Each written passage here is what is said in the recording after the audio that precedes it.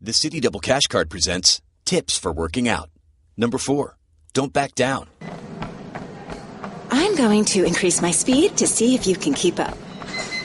Running through pain to try to impress you. Okay. I'm barely keeping up. Wouldn't it be great if everyone said what they meant?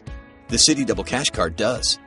It lets you earn double cash back with 1% when you buy and 1% as you pay. The Citi Double Cash Card. Double means double. This is the Dan Le Batard Show with the Stugotz podcast. Clinton Yates, all right for the undefeated, filling in here on a Tuesday. Should be a fun one. Got a lot of things planned. Eric Karabell is going to join us. He's an ESPN.com senior writer and fantasy expert at 10:30. In addition to that, my friend Michelle Beadle, host of Sports Nation, is going to come on at 11. And then for those of you who have heard me on these airwaves before, perhaps you've listened to another program I host with Mina Kimes and Dominic Foxworth. It's called The Morning Roast. Comes on Sundays, 9 a.m. to noon. We talk about the Bachelor Nation all the time. Bachelorette, Bachelor, Bachelor in Paradise, whatever you want. I've got what I'm calling a Bachelor Nation surprise at noon. Some of you might have seen the Bachelor in Paradise premiere last night. Paradise! It's right up Mike Ryan's wheelhouse there. A little singing action. It was a fun one. I actually enjoyed it quite a bit. What you don't know is that Bachelor in Paradise is actually the best show of all of those in that franchise. We just came off the season of Bachelorette. First black Bachelorette. That ended awkwardly. But now we're moving into that, and we're good. However, there's obviously a lot more to discuss in terms of what's going on around the nation. We're coming up on football season. I'm currently watching preseason games that I don't care about. I'm reading magazines to try to find out whether or not I'm going to be any good in my fantasy league this year. I had a dream last night. I drafted a white guy who was a wide receiver from New England. I can't remember what his name is. What's the guy's name? Amendola. There's more than one, right? Yeah. You probably drafted Edelman. Ooh, I might have drafted Edelman. I can't remember. It was a weird dream, though, because I was like, why am I dreaming about fantasy football? Did you draft Chris Hogan? I did not draft Chris Hogan. I would have remembered that, because that's a short name. It was a longer name than that. So it was either Hogan, Edelman, or Amendola. It might have been Amendola. What number does Amendola wear? I want to say 80. Does Edelman wear like a college football number? He wears a number in the teens. I think he wears number 11 because he was a college quarterback, so he's eligible for both positions by jersey number. I heard. Okay, so that's the guy I picked. It was a guy with a low number. But that was just a dream, which is a little strange. Dreaming about fantasy football. Fantasy on the Fours. Oh, look at that. It's time for Fantasy on the Fours. 4 minutes into every hour, we give you the fantasy information that you need.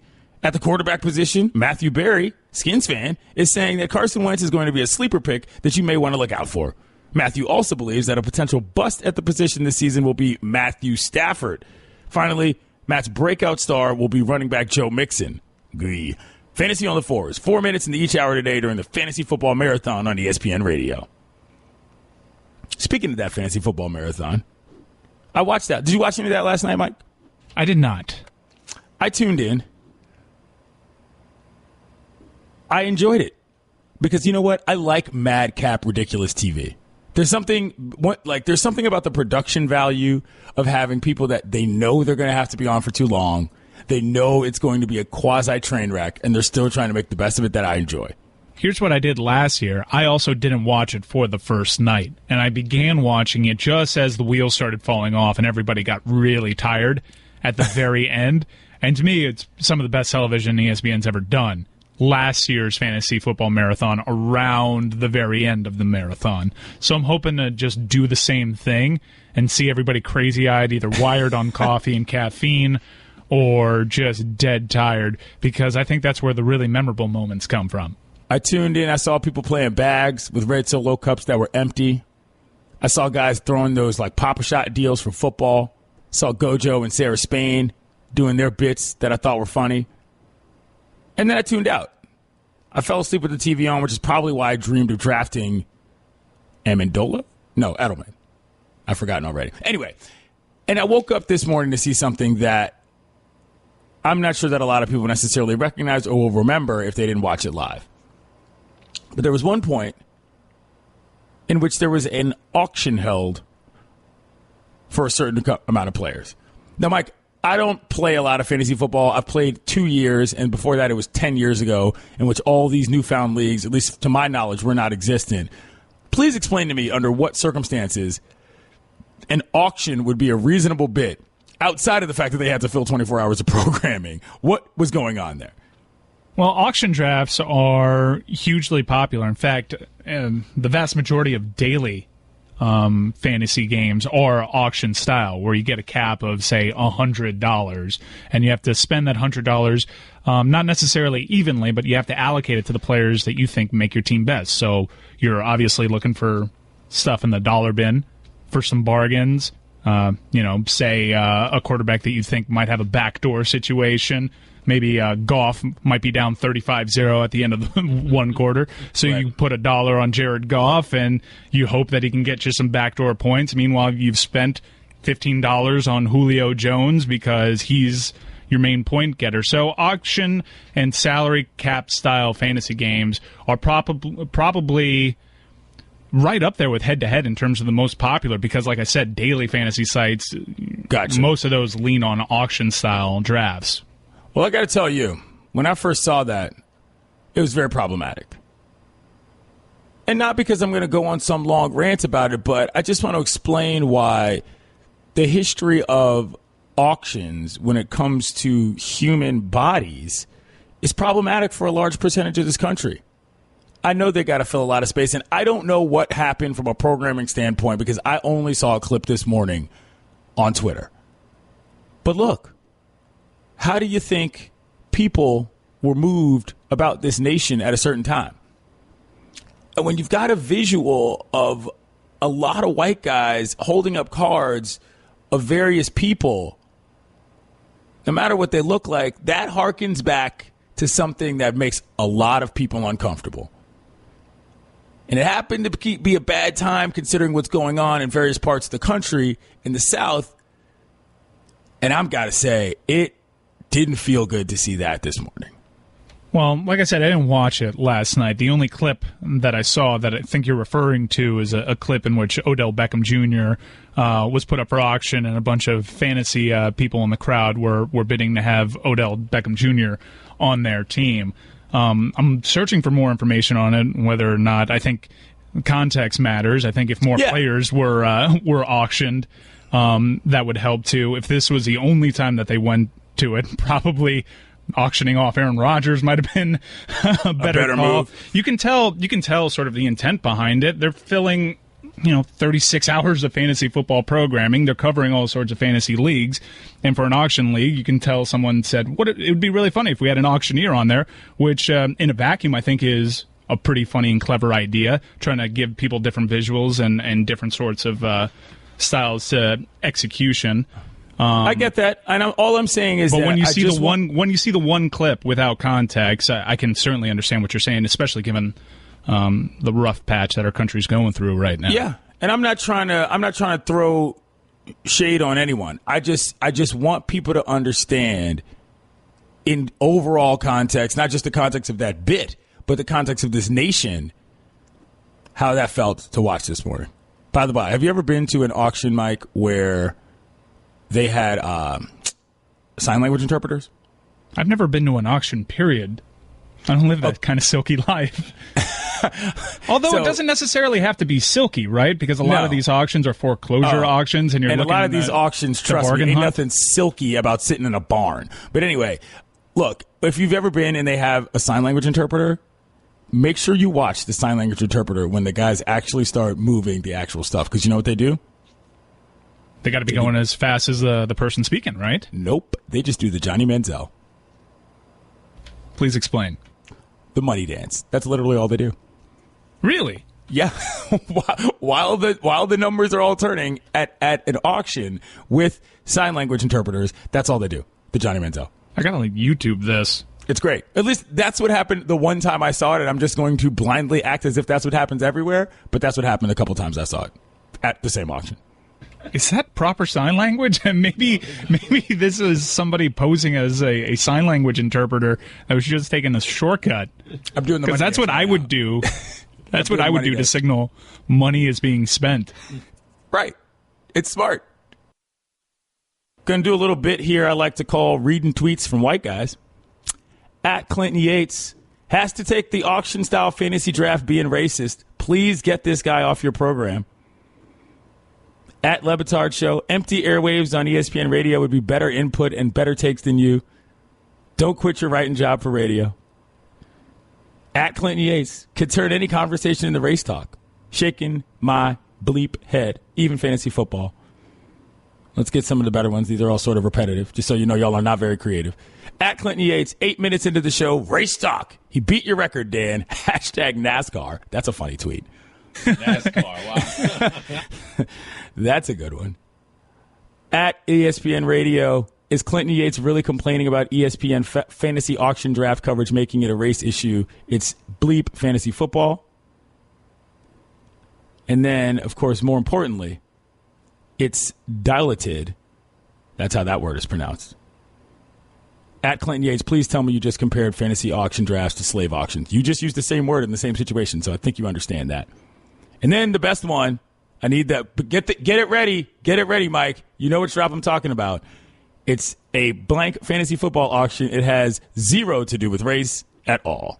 He's that guy. Whenever somebody says it has nothing to do with race, you know what that means. It always has a lot to do with it. So, speaking of that, as a result of what happened over the weekend, a lot of different players and different commentators around the league have started talking about what we're going to see going forward in the NFL.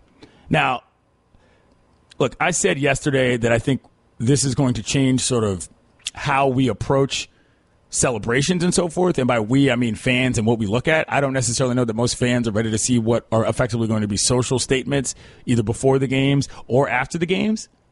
And in this particular case, Hugh Jackson, head coach of the Cleveland Browns, he says that he would prefer not to have his players sit during the anthem. I'll remind you right now, Hugh Jackson is a black man.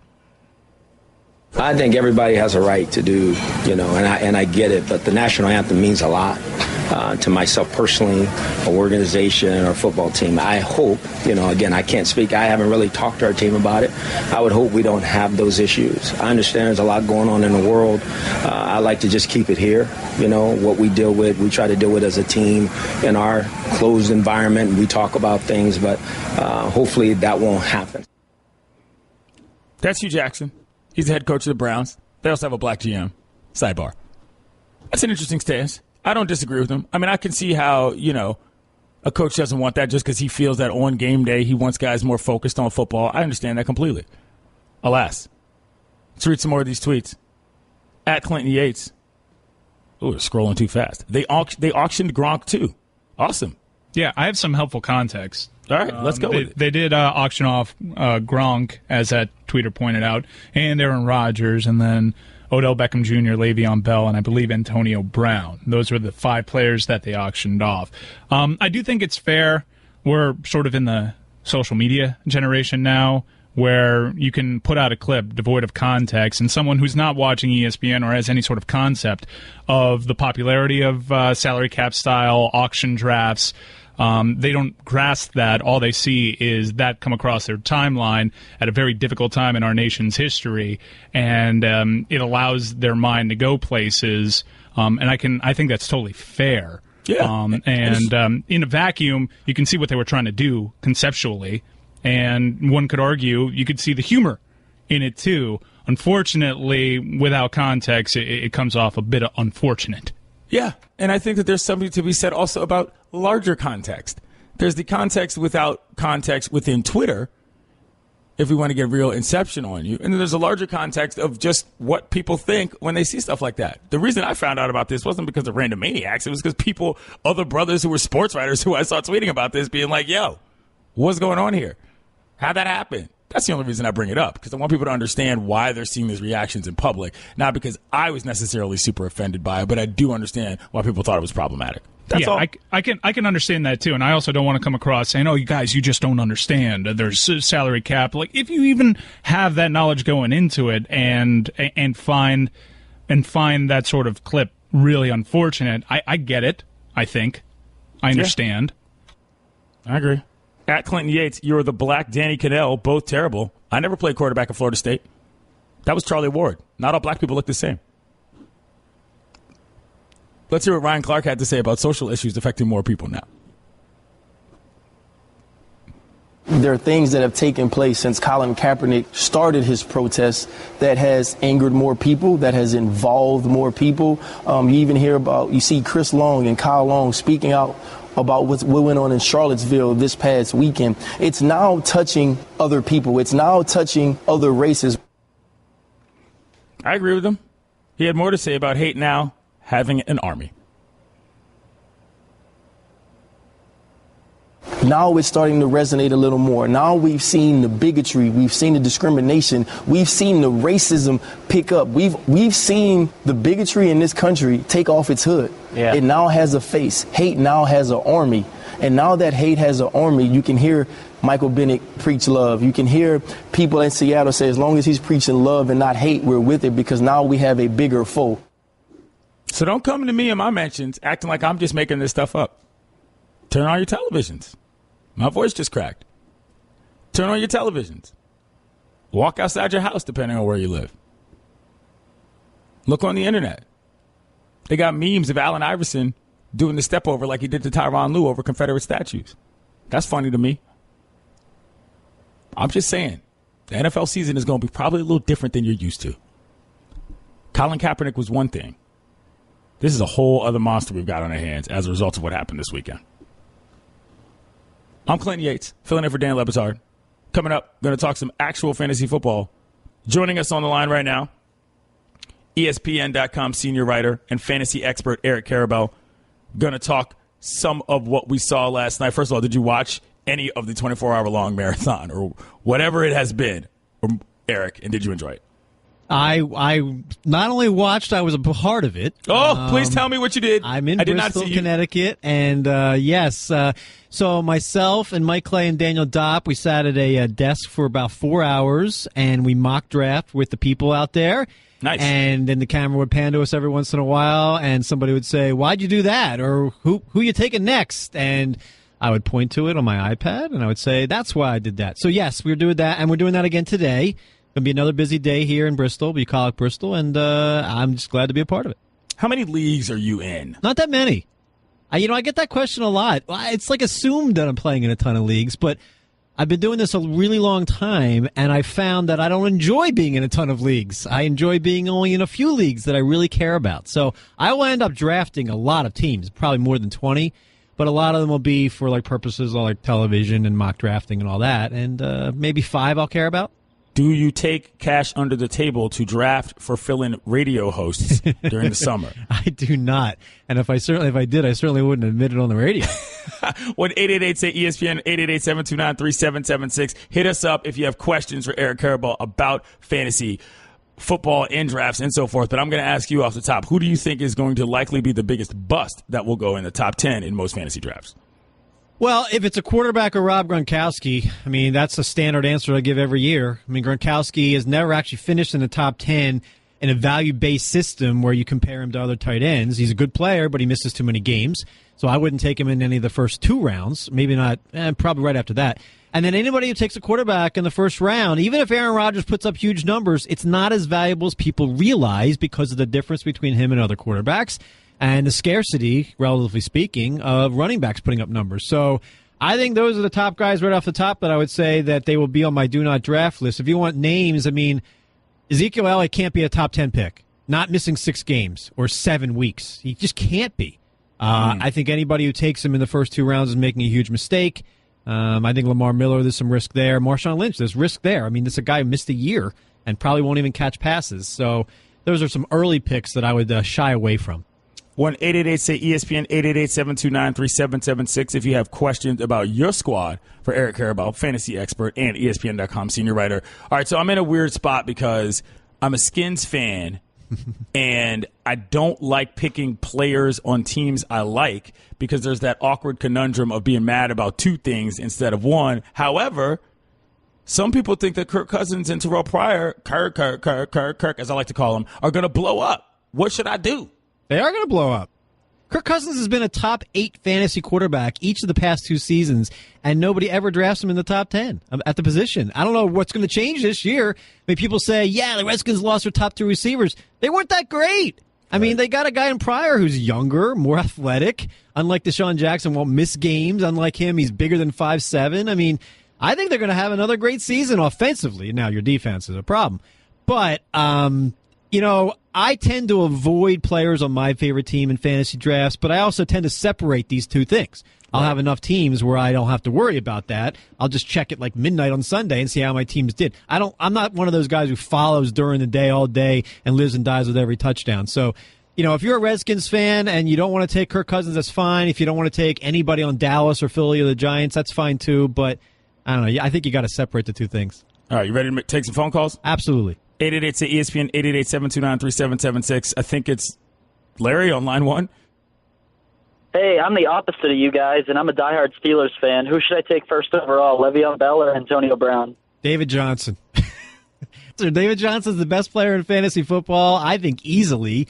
And the difference between him and Le'Veon Bell is the next suspension for Bell is a really big one, and Bell's had more injury problems. I know Johnson had the knee late last year, but I think that the bigger risk here for injury is Bell. Brown's fine, terrific player, but to me, David Johnson is the first pick in any draft, pretty much regardless of format. If you want to go Bell over Brown or Brown over Bell, I can't argue either way there. I just would say your quarterback, though, is not a top 10 quarterback. Roethlisberger, good player, but he misses games too, and that matters in fantasy. I would take David Johnson first. 1-888-ESPN, 888-729-3776. Cam, you're on the Dan Le Batard Show. Hey, what's going on, fellas? Good morning. Hey. What up? So I have a 2-part question. So I'm definitely not gonna draft Zeke as my first-round pick, of course. But however, if I do end up drafting Zeke, who would you handcuff as a Cowboys running back? Would you draft McFadden or would you draft Alfred Morris to kind of set him up for the first couple of weeks until Zeke comes back? Thanks. I think it's clearly McFadden, and it's not just it's 7 weeks of your fantasy season, which is half of a fantasy regular season. So people that take Ezekiel Elliott in the first 3 rounds, I think, are kind of wasting a pick. When he comes back, he should be great. I think McFadden is the guy clearly over Alfred Morris. That's what it looks like coming out of Dallas camp. And really, McFadden should be good. He should be a borderline top 10 running back in the first 6 games of their season. So if you take him in round 6 or 7, I think that's okay. And by the way, you can take McFadden even if you don't draft Ezekiel Elliott. I mean, you kind of mess somebody else's roster up. That's the smart thing to do. 1-888-ESPN, 888-729-3776. We're talking with Eric Karabell, ESPN.com senior writer and fantasy expert and draft killer proponent, which I'm a big fan of. Eric, you're on the line with Eric. Hi, guys. Thanks for taking my call. I was just wondering if there's anybody out there that people are sleeping on that are drafted in later rounds that you seem to be pretty high on. Oh, yeah. I mean, how much time you got? I could probably list 5 guys easily at running back and receiver that are going a little bit too late that I like. I mean, Jacquizz Rodgers of Tampa is clearly their starter in the first month because Doug Martin's suspended. Kareem Hunt of the Chiefs is not being looked upon like the other rookie running backs, but I think he's better than Spencer Ware right now. I think he'll take that job really soon. Terrence West is Baltimore's starter going in like round 10, which is kind of ridiculous there. At receiver, Tyrell Williams is clearly starting for the Chargers, and Mike Williams is clearly not. Kelvin Benjamin's going a little bit late. Tyreek Hill's going a little bit late. Kenny Britton Cleveland, Pryor had 1,000 yards last year. Why can't Kenny Britton Cleveland? He can. So why is he going in round 8? I don't get it. Those are just a few names off the top of my head. 1-888-ESPN, 1-888-729-3776. Steve, you're on the air. Hey, this is Steve. I was just wondering about, Melvin Gordon or Devontae Freeman, and then also, what do you think about Martellus Bennett going to Green Bay? The last time they had a great tight end was Jermichael Finley, and he lit it up. Wop, wop. Thank you. Wop, wop, whatever that means. I would say this about Martellus Bennett. He's had some good times in his career, and he's kind of disappeared at times. I don't think Aaron Rodgers is going to look to him as much as people think. He's got so many other weapons on the outside. They have a running game now in Ty Montgomery. So I think Bennett might get a little bit overrated. Is he a top 10 tight end? Probably. Is he getting more than like 60, 65 receptions? Is he scoring more than 7, 8 times? I don't think so. So I'd be careful there. And I flip a coin on Freeman versus Gordon. I mean, Gordon scored 12 touchdowns last year. That probably goes down. But Freeman also didn't have to deal with Tevin Coleman for a month last year. So his numbers probably go down a little. I've got them ranked consecutively. I think at like 5 and 6 among running backs. So flip a coin. Last one of the segment. Jason, what's up? Thanks, fellas. When would you take a quarterback? Obviously, it really depends, but what round would you take a quarterback? Thank you. I would start maybe with round 8. I mean, there's just so many quarterbacks out there, so I'm going to avoid the Brady, Rodgers, Breeze guys at the top. I'm definitely avoiding Andrew Luck in round 6 where he's going. That's a serious issue. He could miss a month. So I'll wait. I'll take Derek Carr, Jameis Winston, Stafford, Prescott, Cousins. They're all out there in round 8 or 9. That's the easiest thing to do in fantasy is load up on running backs and receivers in the first 8, 9 rounds, then take a quarterback or 2 and go week to week depending on matchups. We're talking with Eric Karabell here on the Dan Le Batard Show. He's an ESPN.com senior writer and a fantasy expert. You going to hang around for one more segment? Absolutely. All right. Lucky y'all. Because I would otherwise just open up my mentions and start screaming at you about how you're stupid. But anyway, Eric is smarter than I am when it comes to football, and so we're going to talk more about that. On the line right now is Eric Karabell, ESPN.com senior writer and fantasy expert, taking your phone calls about what are undoubtedly going to be your garbage fantasy football teams. 1-888-ESPN, 1-888-729-3776. Sammy, what's up? Sammy, you're on the air. Oh, yeah, thank you, guys. I just wanted to ask, in my league, whomever scores the lowest points is the one that wins. Should I go with Osweiler? Is he going to be a starter anyways, or should I just pick Bortles? Well, I would try to avoid Brock Osweiler if you're trying to score the most points in your league. And in a general sense, that's how you win a league, is to score the most points. I mean, Blake Bortles is a guy we could talk about. He was a top 10 fantasy quarterback last season. We expect the Jaguars to run a lot more this year, play better defense, so they don't have to have Bortles throw the ball 40 times a game. But we rank him like the number 18 or 19 quarterback. So you can do a lot better than both of those fellows. 1-888-ESPN, 1-888-729-3776. Will, what's your question for Eric Karabell? Hey, I had my draft last night, 10-team league. I took Tyrod Taylor in the 15th round. I would call that a steal. Yeah. How about you? I agree. That's a guy who nobody looks at as a top 10 quarterback, but because he runs the ball for 500 yards every year, he's generally around the top 10 quarterbacks. And, you know, even though they traded Sammy Watkins, they have weapons there. I mean, that rookie Zay Jones is going to be terrific. They have a running game. So Tyrod Taylor, I don't think he's a definite top 10 guy, but if you get him in the 15th round and the rest of your team is great, perfect. 1-888-ESPN, 1-888-729-3776. Ben, you got Eric Karabell. Hey, I've got a question for you. I have Brandon Cooks as one of my top wide receivers. I was wondering how you feel about that. My other receivers are Devontae Adams, Martavis Bryant, and Adam Thielen. I was wondering how my receiver corps was looking for you. Yeah, I like it. I mean, I think those are guys that you can count on for this year. I mean, Devontae Adams isn't the number one guy in Green Bay, but he performed as a top 20 receiver last season. Nothing wrong with him. I mean, the concern I had with Bryant, other than the fact he could be suspended again for life whenever, is that he doesn't get a lot of catches. So in a point-per-reception format, you're looking at a guy there who might end up with 50 catches, but he scores touchdowns, he'll get some yards. He's a really good player, but there's like a little something wrong there, too. You're listening to the Dan Le Batard Show on ESPN Radio. Clinton Yates filling in here. Eric Karabell joins us, ESPN.com senior writer and fantasy expert. Give us a phone call if you got questions. 1-888-ESPN, 1-888-729-3776. Julius. Hey, guys, what's going on? I actually got 2 questions for you. For a first question, Adrian Peterson, still a first-round pick, and I have a choice between 2 tight ends, Jimmy Graham or Greg Olsen. Which way should I go? I think Olsen's clearly the guy there. Every year he puts up huge numbers for Carolina. He's reliable. The touchdowns will be there. I mean, to me, he's safer. You know, with Peterson, I mean, Mark Ingram's really good. He catches passes, gets into the end zone. I don't expect Peterson to be a top 20 running back. I think there's a risk of injury here because of age and also because of Mark Ingram putting up numbers. I think it's a timeshare at best. I could see Peterson ending up with like 800 rushing yards but getting the touchdowns close in while Ingram does like more dirty work. But neither one of them are going to be top 10 running backs because of the other. Eric, I'll take one here from the 1-800-Flowers.com Twitter feed. By the way, do not make a habit of jumping in my Twitter feed people with fantasy questions. Anyway. Fournette or McCaffrey, this guy asks. I have him ranked consecutively. In a point per reception league, it's McCaffrey. He's going to catch at least 60 passes. In a standard format, it'd be Fournette because he'll get more touchdowns, and he's going to rush for like 1,200 yards. All right, 1-888-SAY-ESPN, 1-888-729-3776. Sean, you're on with Eric Karabell. Hey, what's up? First off, fly, Eagles, fly, baby. Yeah. My question is, just by formula of position, for the first 4 rounds, give me the first four positions that you're drafting. They're either running backs or receiver. I never go into a draft saying it has to be a running back in round 1 or it has to be a receiver in round 1. I take the best available, and I usually do that for the first 7 or 8 rounds unless I have to take a quarterback earlier, which in a standard league I don't. So don't ever go into a draft saying, oh, my first pick, number 9, has to be a receiver. No, it has to be the best available, and then you construct your team around that. So that's what I do. Thanks for the phone call. Eric, I got to ask you, what's your live draft situation when you're not doing it on television? What do you mean? Like you're a bar guy, you're a house guy. Like how do you go about when you're in your leagues doing live drafts, or do you not show up with your friends and do it? Oh no, I mean if we're all getting together somewhere, I go, of course. I mean that's the best part of the season is seeing your buddies and doing stuff and talking, trash talking, throwing things at each other.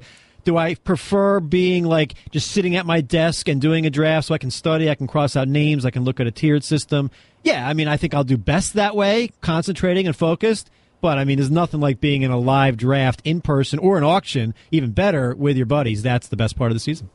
Last year, 2 years ago, I did a live draft, and it was the first time I had jumped back in like a decade. But it was also, these people had all been playing for a while. It was also the first time any of them had ever been at a live draft where every single person in the league was there at once. And that surprised me. And it's much better that way, really. You don't want to ever have anybody on the phone. As long as everybody's in person, I think that's so much better. That's so much fun.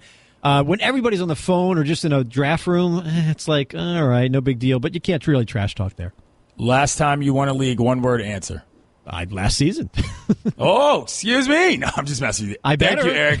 He's Eric Karabell. He's a fantasy expert. He's an ESPN.com senior writer, and I'm going to lean on him heavily when I have my draft coming up. Thanks, bro. Thank you. Please don't kick me out of my league, Freeman. I want to play in this league. I'm Clinton Yates. Fill it in for Dan Le Batard. Coming up, Michelle Beadle. You probably heard of her. It's ESPN Radio. Hi, everyone. Stugotz here. Support for the Dan Le Batard Show podcast comes from our friends at Rocket Mortgage by Quicken Loans.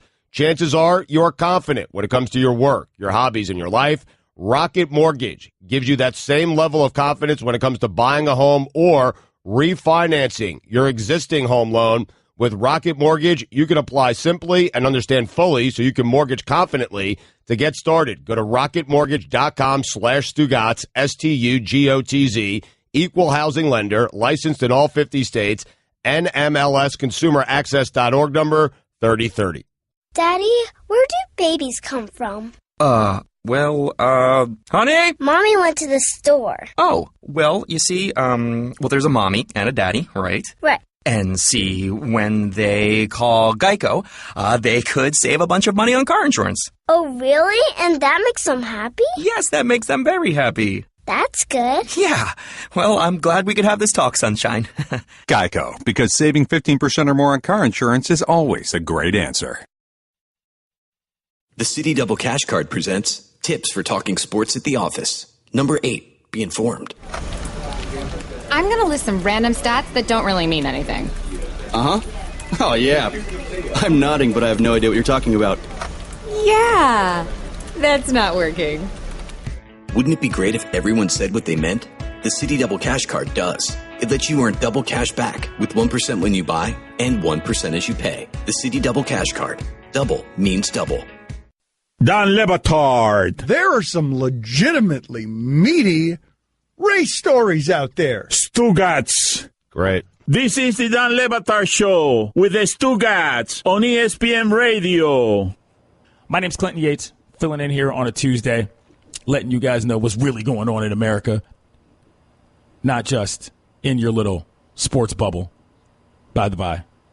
Michelle Beadle joins us, host of Sports Nation and NBA coverage. Michelle, do you play fantasy football? Okay. No, yes, no. I will tell you this. Matthew Berry has talked me into starting it probably the last 3, 4, 5 years in a row. And every time I say, no, I know myself, I'm going to lose any sort of interest. I do it anyways, and I lose interest by at least week 3, if not sooner. Do you show up to live drafts? I've shown up to one live draft, which was out here in LA, and it was a combination of actors and athletes, and I don't know what I was thinking. Because the thing is, you get wrapped up, it's like infectious, and you think, man, everybody loves this so much, I must be missing out. Maybe I don't get it. All right, let me try again. I try again, and sure enough, I don't care. And then the worst part is, I just sit on my team, and so people want to make trades and stuff, and I just say, I don't even want to make the trades because I'm, why should I help somebody else win if I don't even care? Right. So it's just sort of, I was not invited to any this year, so I feel like finally the message has been given. That's what I'm afraid of, is that I started doing it the last 2 years, and now that I'm doing it, I'm scared that I'm going to get kicked out because I'm not quite a draft wrecker, but I'm sort of close to it, and I also sit on transactions, and so I'm afraid that my buddy's going to be like, dude, we don't need you this year because I don't win. Yeah. Or anything like that. And that's, but now I like it. That's the issue, is that I'm actually into it now. I'm into it more than I am actual football, which is problematic because I used to make fun of that person all the time. But that's the truth. Now you're that person. Yeah.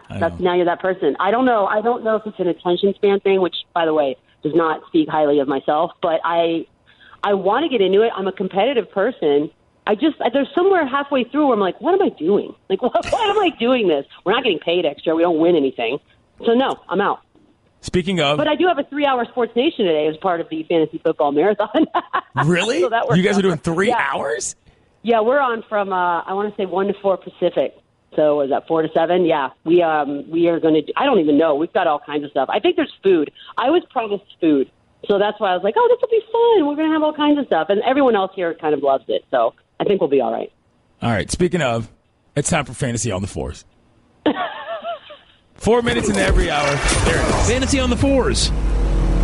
4 minutes into every hour, we give you the fantasy information that you need. At the running back position, Eric Karabell, who we just had on the program, by the by, believes that Bilal Powell will be a sleeper pick to look out for. Eric wants you to completely avoid drafting LeGarrette Blount. Finally, Eric believes that a breakout star that you'll want to have on your roster will be running back Kareem Hunt. Fantasy on the Fours, 4 minutes into each hour today during the Fantasy Football Marathon on ESPN Radio. We're joined on the Dan Le Batard Show by Michelle Beadle. Obviously covers the NBA in addition to hosting Sports Nation. What were your first thoughts when the schedule came out yesterday? I was excited for the schedule that came out. Opening day. For me, Christmas is the big one. I know it's just when it really truly feels like, oh yeah, we are in the NBA season because there's nowhere to go, and there's I think 4 games this season. I'm just excited. I don't go through it's not like the NFL schedule where everybody sort of has a party and goes through it and guesses what's going to happen. I just pumped the season's here. I'm excited that this is the first time that I can really remember that the NBA just didn't have an off season. We talk so much about how the NFL has been brilliant in figuring out how to monopolize 12 months out of the calendar year. And this summer has been, for me anyways, more NBA talk than I ever remember, whether it be drama or moves or overseas initiatives. There's so much going on, and so it doesn't truly feel like basketball has left my life, which I've loved. Do you think that that's going to affect how people feel about the beginning of the season? Do you think that's going to add to it, or do you think by the time the actual basketball starts, people are going to say, oh, well, this is just hoops? Because I know a lot of folks have been like, the offseason is better than the regular season because of how they look at how the games happen. Yeah, and I think we've had so much drama. Just at the minimum, we've got the Carmelo Anthony stuff, which has been just this ongoing saga of does he leave, doesn't he leave, he's still there, who knows. But more importantly, it's the Kyrie Irving, LeBron James. If nothing happens and they don't move Irving, then they start that team together at the beginning of the year, having now seen sort of, if we're just going to call it dislike or the way these two guys just don't like each other, they don't get along, whatever happened, it's going to be awkward, and that makes for great television. It's why reality television is so big. It's just perfectly organic drama, and I think that is going to make, whether you're a Cavs fan or not, I think that's of interest. At least to me it is, because it's such a bizarrely almost high school sort of play that these two have gone through. Right. It's so public and weird, and we're just here to consume it all, and we'll be waiting. I don't know that they move him, so I think we may actually start out with Kyrie Irving in a Cavs uniform. Hold up. You said reality. Did you watch Bachelor in Paradise last night? Okay, see, I'm starting to think I'm really bad for TV. I don't watch Bachelor either. Oh! But here's the thing is, I watch more television than anyone I know. I just don't watch, I don't do Dancing with the Stars. Which is, by the way, bad network selling teammate. I'm like, I don't watch any of those. Yeah, I've never seen one in my life. I make fun of it from afar. I don't, I watch the television show based on it, but that's about it. I know. Why do you love it so much? Well, I think it's just because, first of all, I have a reasonable soft spot in my heart for dating shows, and I had sort of forgotten about this until somebody randomly from college tweeted me, and it was like, I knew that you were going to be somebody tweeting about The Bachelor to the world, because when we were in college, there used to be this like run of shows on like WGN where it was like Change of Heart, Eliminate, The Fifth Wheel, and we used to all watch these shows, and I realized maybe I just liked this format, and I had sort of forgotten about it until I got back into Bachelor and Bachelorette. And Bachelor in Paradise is actually the best version of the show because there's not all the fancy nonsense. They're just out at a resort trying to have fun. Anyway. Trying to have fun. It's Michelle Beadle. She's joining us here on the Dan Le Batard Show. I'm Clinton Yates, filling in. She hosts Sports Nation. So, look, you're in L.A., and Lord knows we've talked about LeVar Ball enough, but Lonzo actually is in the NBA. And at this stage, now with the schedule out and so forth, where are we in terms of what Laker fans, in your opinion, think about who he's going to be as an actual NBA basketball player? I think there's a genuine, and granted, it's hard to get more depressed. I mean, they've had a tough little run here as Lakers fans go. But I think there's a genuine excitement for what he means. I think there's a genuine excitement for not necessarily all in on this season, but I think the idea of the following season bringing potentially a big name or a couple big names out west. I think there's sort of it may not all change overnight, but there's definitely some light down at the end of the tunnel. And I'm excited for the league, for the season to start, for the simple reason that, we can talk about Lonzo Ball. I mean, it's just, I went to Big 3 on Sunday. It was awesome. I had such fun because, all of our ESPN buddies were playing, but I was also disappointed because it's, there are like genuine celebrities in the crowd, and LeVar Ball was being touted as the top of that list. And I just was like, what alternate universe have I found myself in? And so, I mean, luckily I didn't stay. I love Ice Cube, but I didn't stay for that at the end where they had the 4-point shooting contest. But it's just, I just want to get to a point now where Lonzo is front and center, and we're only talking about him. And I'm not naive enough to think we'll never speak of LeVar again, but at least we'll have 82 games worth of Lonzo Ball to discuss. What do you think about what Commissioner Adam Silver said about marijuana in the NBA and potentially open to having it coming off of the banned substance list? Once again, the NBA is front and center, getting it. If this thing ever finally gets legalized across the board in the United States, it will be very interesting to see how it pushes the hands of all the different leagues, because it's no longer a legal thing. You can't hide behind legality. You now have to sort of embrace it, learn about it. And by the way, I'm not a pot smoker, contrary to what Twitter might believe. I'm really not, but I do believe in the medical value in it, and I do think there's enough footage, there's enough data at this point to really sort of show that there are instances where this is so much better for people to deal with pain, to deal with all kinds of ailments, and not have to just pop pills. I mean, we've just been talking about Tiger Woods and 5 drugs, one of which, of course, was. But it's more dangerous when you're sort of trying to self-medicate. You don't know what you're doing. You're taking 75 different pharmaceutical pills. I love it. I love the idea that he may and will probably be the first one to embrace the idea of it. I want everyone to sort of read up and learn. I think there's just this sort of bad connotation with marijuana and the idea that anybody who takes part in it is just out to get stoned. And that's just not the truth. And living out here in California where it's legal for both medical and, at this point it will be recreational, you sort of have more of an insight into that because you realize it's not what we thought of in college where it's the dude on the couch who never leaves and just eats all day. It's legitimate people with real jobs who use it to take care of back issues and eye issues and sleep issues, and they are completely and totally productive members of society. So I'll be interested. I mean, I think this is going to be something in the next 20 years, which, by the way, 20 years is probably not even going to be done. But the NFL has been so anti that it'll be interesting to see how they deal. All right, last thing I'll ask you. What are you going to do for 3 hours on the air today? I like to do this thing, Clinton, where I do television, but in my mind, I'm thinking about other things. Fair enough. I'm just kidding. No, it'll be fun. I think Tom Arnold's coming. It'll be mayhem. Amin's on the whole 3 hours, and anytime Amin and I are together, there's potential for somebody getting fired. So I'm all in. All right. Well, she's Michelle Beadle. She hosts Sports Nation and also is a monster part of the NBA coverage here on ESPN. What did you say, 4 to 7 Eastern today? Yes, that sounds right. All right. It's part of our fantasy football marathon. And remember, tell Marcellus for me, Doobie Brothers ain't got no bangers. All right? I will. 0 bangers. All right. Appreciate it. Thank you, Michelle.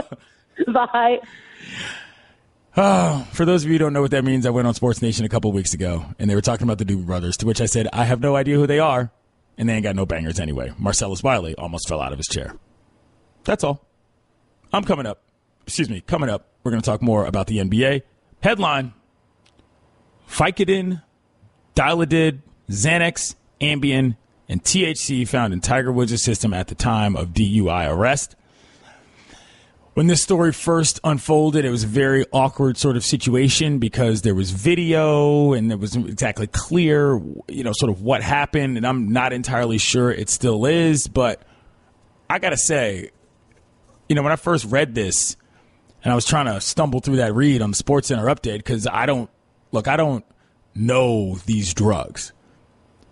I am not familiar or in regular parlance of what most prescription medications or what have you are. And so when I sort of stumbled over one, somebody tweeted at me, at Clinton Yates, I would listen to a whole show of me botching medical names. Okay, that's fine. I'm the kind of guy that's come from a background where, I'm borderline scared of any pills of any sort. If I have a headache, I'm going to go to sleep and drink water. I don't like taking Advil. Last night was Madville, to quote Kanye West. But what I wonder is, now that we know what he was doing, because we were told at the time it wasn't alcohol, and everybody was like, oh, okay, well, whatever. He was still asleep at the wheel in the middle of the street, going back home from a restaurant.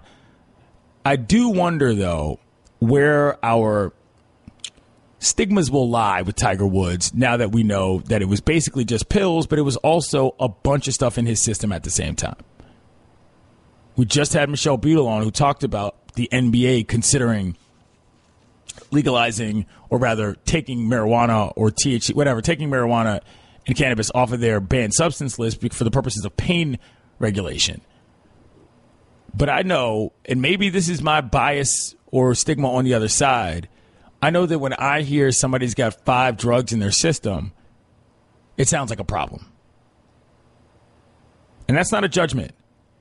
I've heard Dan talk on this show very much about how addiction is very real, and that's something that I did not need him to tell me to know. And so I don't know, though, because of my ignorance to the prescription drug culture, whether or not this is awful, whether or not this is standard, or whether or not this is just sort of an aberration for somebody who really does have a problem. Mike, do you have any idea on that front? Yeah, absolutely I do. I lean on personal experience. I think there was too much explaining away. A lot of people were satisfied just to hear that it wasn't alcohol at the time. And I feel that alcohol is more stigmatized in our society than prescription drugs, when someone can easily abuse and know exactly what they're doing when it comes to prescription drugs. Now, there is obviously a situation in which you can mistakenly take too many, but typically that happens initially. We were a few weeks removed from his surgery, and this is a guy that's dealt with injuries throughout his career. So it leaves one room to speculate that he knew exactly what he was doing and taking what he did. So this is a lot, is what you're saying. Certainly sounds like a lot. I mean, you have the evidence of him asleep at the wheel. Right. Yeah. And the reason I ask is because, to me, yeah, there is a large difference between I take a lot of drugs because I'm in a lot of pain, and I take a lot of drugs because I don't know how else to manage anything. And keep in mind, Clinton, I don't know enough about these drugs in particular, but oftentimes there are warnings and not to mix certain prescriptions. That's often the case. You got to imagine when it comes to 5 different ones, you might have something there. Again, speculating because I don't know enough about these. But anytime that you get into mixing prescription drugs, especially the ones that you can't really pronounce. It's a dangerous thing. Yeah, and I've talked about this on the air before, and the reason why I'm talking about this now is because I think forward to what we're going to know of Tiger in the coming years. Because for a lot of people, Tiger Woods is far more than just a golfer in their minds. Tiger Woods is the guy who was a pioneer in sport. Clearly that was specifically golf, but just in general, in terms of people you're going to think of when you think of athletes in your life. And who were the greatest ones? There's Tiger. He obviously had a tremendous career trajectory. I'm not ever going to say that I saw a better golfer because I would be lying if I did. But I also know that when Tiger stopped golfing, I stopped watching golf. And I watched golf before Tiger golfed, or at least before he became famous.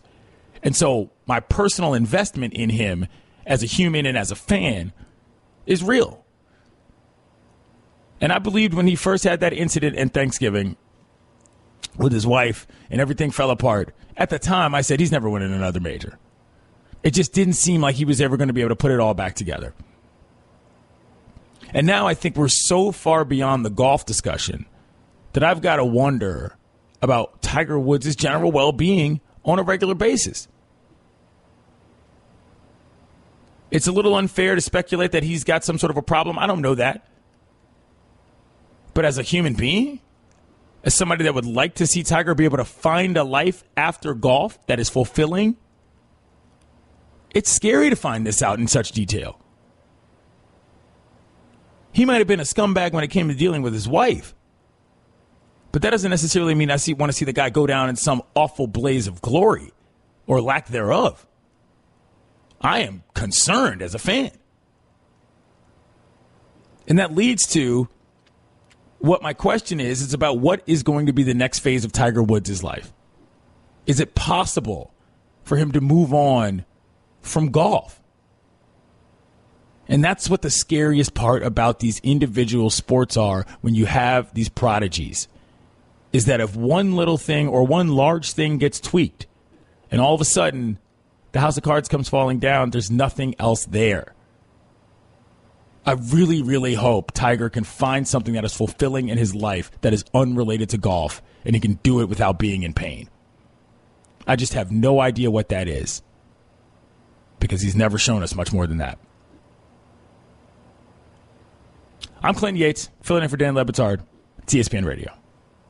Now, yesterday, I told you all about my feelings about NFL football. I'm sort of a football-adjacent fan at this stage of my life. I grew up in D.C., where I rooted for the NFL franchise here in Washington. They won a couple things. I used to go to a lot of games back at RFK. Season tickets, yada, yada. They moved out to FedEx. Got terrible, sort of lost interest, but still followed the team. I picked Sean Taylor, my favorite player on that team of all time. He tragically lost his life, and then I sort of checked out. Came back to it recently for job and personal purposes, but now I watch football basically to hang out with my friends. And so I know what I'm talking about when I'm on here, this here box, which, that's not always guaranteed either. But I said what I was going to do is I was going to go over my top 5 favorite moments of the football season last year as they felt for me. But because it's Tuesday, we're only going to do 4, and there's no need to screw up the chronology. But let me tell you about the one last year that I enjoyed a lot as well. It happened in October. I believe it was on Sunday Night Football, and it was the Cardinals-Seahawks tie after overtime. Maybe the worst football game I've ever seen in my life. That wasn't actually a bad football game. Woof. What's that, Mike? Woof. I don't even know what that means. That means woof. I remember that game. Right? I don't remember the end because I didn't stay awake for it. There was like a blocked punt in the fourth quarter. I want to say it got sent to overtime on something that should have been overtime. There were 2 missed field goals, I believe. It was a ridiculous game that ended in a tie with no touchdowns. Or was there one touchdown that I can't remember all the details. Do you think Sunday Night Football is aided by the other games going on Sunday, because I don't. I actually get up for Monday Night Football because at that point my addiction starts kicking back in and I need to see football again. Even Thursday Night Football, the non-contractually obliged division matchups in which you have to put the Titans versus Jaguars. I'll watch it because I want to watch football again, but I feel like you get to juxtapose it so quickly to whatever the red zone is, which is just straight up crack. And then you have one game that if you end up with a Seahawks-Cardinals tie, it just makes you really down on all things football until, obviously, of course, Monday night, where you're back at it. I think so. I think the Thursday night football situation hurts that. I mean, it aids your point, but hurts that overall feeling about the NFL as well. Because when you come into the week with two goofball teams matched up from a uni standpoint, and you get a bad game, and it's not even the weekend yet, that's not good. The Thursday night football aids the Sunday 1 o'clocks. The Sunday night football hurts Monday night football. Like, if Sunday night football is a bad game, I am less likely to watch Monday night football. Does that make sense? I guess it's sort of opposite of what I feel. Really? Yeah, because by Monday afternoon, I start missing football again. I just sort of, the red zone, I essentially OD on football. I'm upset that there's only 3-4 o'clock games because I'm starting to come down from the drug. And unless I got a bunch of fantasy dudes playing in that Sunday nighter, it needs to be a good one. Otherwise, I'm going to bed early. And that Cardinals-Seahawks atrocity was certainly an early bedtime. I love that. So game, I think I know what you're doing with this list already. This is the first day that we've done it because we forgot to do it on Monday. That's why it's a top 4, oddly enough. Yes. But if this is sort of the template, I'm going to be really aggravated by the time Friday rolls around. Which means I have done well. That's all I'm going to say. I'm Clinton Yates, filling in for Dan Le Batard here on ESPN Radio. All right, so in addition to what my idiotic thoughts about last season are, there was some news yesterday from Commissioner Roger Goodell because, again, whether you like it or not, NFL fans, the national anthem is now going to be a pivot point for every single storyline in the NFL every week in every stadium. Let's hear what he has to say. The national anthem is a special moment to me. It's a point of pride, and that is a really important moment. And I think, but we also have to understand the other side that people do have rights, and we want to respect those. I was with the Jets a few weeks ago, and one of the players was there, and they said, there's a time and a place. That's what we all have to sort of understand, the responsibility of doing it the right time and in the right way. And what we see is a lot of our players going in the community and really taking the platform they have and being active and creating dialogue and actually making really positive change. And that's what I think is so important. Protest to progress is what I call it. And we all have to recognize that people want to see change. Let's go out and try to make that change happen in a peaceful and an important way. And we've seen our players lead that. We saw it in Denver with Brandon Marshall. We saw it with Doug Baldwin in Seattle. They went out and did some really great things in the community to affect change in a positive way. And that's what we want to see our players do. And I think it's a positive thing. Who is this man and what has he done with Roger Goodell? I'm sorry, we all have rights? I was a bit surprised to hear this in such a sort of docile and, generous tone, if it may be. Slightly sort of contradictory, but we'll address that in short. This is sort of 2 for 2 in the last couple major moves that Goodell has made for me. Between the way they handled the Ezekiel Elliott situation, don't get at me on that. I don't care about consistency when it comes to matters like that. And then this is decent convo. Now, look, I don't subscribe to the notion of protest in the field or somehow inappropriate versus progress in the so-called community, because the whole point is that we're all in the same community. But for Goodell to come out and say straight up people have rights, that's a little surprising to me as a football fan. He's really rallying from the football players live longer comment. Which was a serious low point, if you ask me. 2 out of 3 ain't bad, though. Not bad. Ezekiel Elliott, we all have rights. Gets you in the Hall of Fame in baseball. I know it's a low bar. And I don't mean to laugh. Maybe he said football players live longer at the beginning to really set our expectations low for this upcoming season. One of those now he's deals? just dropping haymakers. It's like when you really can cook and you go on a date the first time, you're like, yo, we'll go to carry out. And then the next time you come back with an actual meal. And it's like, well, why didn't you just do that the first time? Under promise, over deliver. Works in a lot of businesses, including this one in radio. I was impressed with Goodell in the last week. You know, I don't need consistency when it comes to some of these penalties, particularly when we're talking about potential victims of domestic violence. That's not the place for me to be worried about what happened to the previous guy who was penalized. Yes, it is inconsistent. Yes, that was probably too little. But the thoroughness with which they handled that investigation and that situation and the abundance of information they put out regarding it and the transparency with which they did it was tremendous, in my opinion. Don't get it twisted. I'm not out here caping for the shield. Never have, never will. But in terms of how Goodell has represented himself in this position, his last week has been a good one. So for him to come out and say, yeah, there's work to be done in the community. He even had a little tagline, Mike.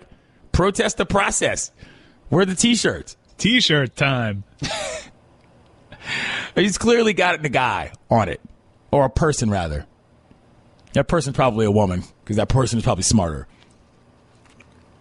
But what I'm saying is that he has turned around in a week what could have been two awful PR situations into something that have actually been reasonably progressive with some amount of decorum. Which is not exactly what I expect out of him in the NFL. But you know what? Every once in a while, as they say, a blind squirrel finds a nut. The Dan Le Batard Show. Clinton Yates filling in here on ESPN Radio. I want to thank everybody for tuning in who's tweeted at me. Get at me on Twitter. It's the 1-800-Flowers Twitter feed. At Clinton Yates. Going to read some of these, Mike. At Le Batard Show. At Clinton Yates. Man, I listened to Bodak Yellow for the first time. It's like a 7-year-old wrote it. Straight poop emoji. At Clinton Yates. You have to be the worst host of any show. Forced me to listen to the greatest show ever for a week. Total of 8 minutes. Voice crack. Hashtag voice crack. That's correct. My voice did crack. At Clinton Yates. This is a situation in which I used an old Bomani Jones trick where after engaging with a guy, he botched the usage of your, so I hit him with the hashtag your. I also use y'all, so I bet that makes you feel intellectually superior, huh? Hashtag terrible Yates. I don't need Twitter to feel intellectually superior. But I appreciate you listening in. And then some nice ones. At Clinton Yates. I'm really enjoying and appreciating your insight while filling in for a Le Batard Show. Good stuff and good dialogue. Well, thank you. Right now we're going to talk about what I watched on TV last night. Because we got to set up what we're going to do next.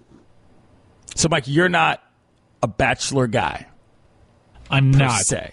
I've watched one episode in its history. And a Bachelorette episode or a Bachelor episode? The Bachelorette episode. Okay. So let me set this up. Let me lay this out. Mina Kimes came to my house and we watched one episode this season, actually. I should have known that Mina was responsible for this.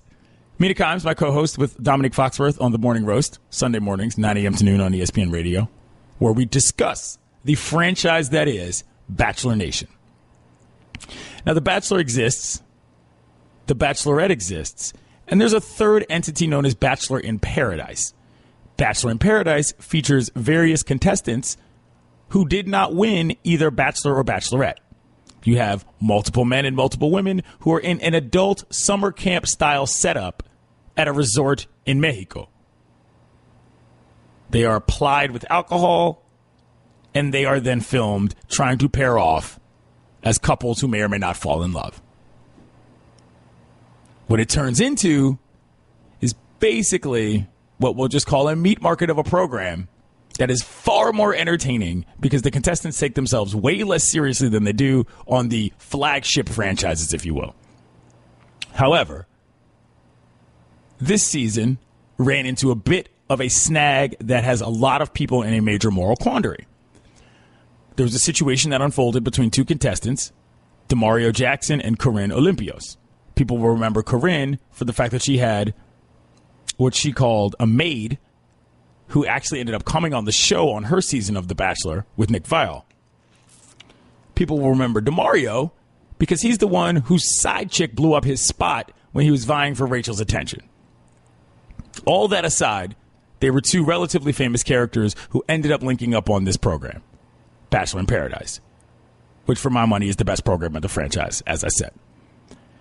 Now, what fell out of that, what the fallout was from that was a very complicated situation in which Corinne said she felt she was a victim of a consent assault situation. DeMario said, I don't believe that was the case. From watching it last night, it was clear they were both completely hammered, bringing into discussion whether or not we think consent and alcohol can even be sort of determined on a program like this. That being said, they showed it last night, and I don't really know what I think, but it was a little bit awkward to watch. You had to see it in front of you. They didn't really resolve it. They sort of goosed it for ratings for next week, which I know that a lot of hardcore fans of the program didn't really appreciate. But Paradise is back, and it's fun as much as fun can be. That being said, Mike, do you know who DeMario is? I do know who DeMario is. I think he was featured in that one episode that I saw with Mina. Was he the dude whose spot got blown up when he was courting one girl, an ex came around and blew up his spot? If you were listening to the program, you would have heard that. So that was DeMario? Yes. Cool. Do you know who my second favorite, and by second favorite, I mean first favorite as far as the dudes are concerned in this franchise and universe, do you know who Lucas Yancey is? Well, also featured in that episode where DeMario's spot got blown up, I was, my eyes were opened to this dude they call Whaboom. Let's pronounce it correctly. It's Whaboom. Whaboom? Tomato, Whaboom, Whaboom. And yes, Lucas Yancey, is he of Whaboom fame? Now, I was so impressed with Lucas Yancey in his general manner of existence as just another brother, and I use that term loosely, just another American trying to get a buck. I bought a T-shirt. I am the proud owner of a Whaboom tank top. That's not a joke. I actually played in a Media League softball playoff game with it on. Full Whaboom representation. A lot of people were like, he kind of seemed like a jerk, no? Well, he was in a situation with a friend of his from L.A. previously on the program, and they sort of butted heads. Sort of like when you go to summer camp and somebody from your school is actually there, and you try to be somebody you're not, or maybe somebody you are, but they all know you are really, and you end up fighting at camp. That's not cool in terms of what you want to do as a friend or a person. But I love Whaboom. Guy goes on national television with a T-shirt and a tagline. I'm here for shameless self-promotion. Follow me on Twitter, @ClintonYates. Big fan. So he may or may not appear on Bachelor in Paradise, but I need him to. But DeMario's there. And we got to see what goes on with DeMario. And you know what we're going to do next? DeMario's going to be on the program. And you know what's going to be on after that? Whaboom, kiddos. I'm Clinton Yates. This is the Dan Le Batard Show on ESPN Radio. Hi, everyone. Stugotz here. Support for the Dan Le Batard Show podcast comes from our friends at Rocket Mortgage by Quicken Loans. Chances are you're confident when it comes to your work, your hobbies, and your life. Rocket Mortgage gives you that same level of confidence when it comes to buying a home or refinancing your existing home loan. With Rocket Mortgage, you can apply simply and understand fully so you can mortgage confidently. To get started, go to rocketmortgage.com/Stugotz, STUGOTZ, equal housing lender, licensed in all 50 states, NMLSconsumeraccess.org number 3030. Daddy, where do babies come from? Honey?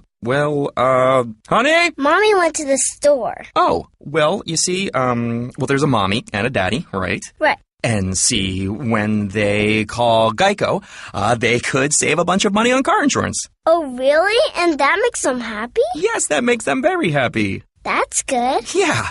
Well, I'm glad we could have this talk, sunshine. Geico, because saving 15% or more on car insurance is always a great answer. It's back to school time. This year, Sport Clips Haircuts will send you back in style with the prize package sure to send you straight to the head of the class. Visit sportclips.com/back-to-school for your chance to win. No purchase necessary. Ends August 25th, 2017. Must be 18 or older. Subject to official rules at sportclips.com. Void where prohibited. Dan Le Batard.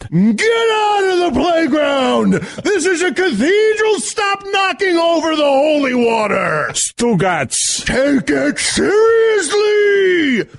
Le Batard, there was a call last night. Dissect it with importance. This is the Dan Le Batard Show with the Stugotz on ESPN Radio. Gonna read some tweets here. Bro, you have terrible taste in music and TV shows, but I still ride with you for the most part.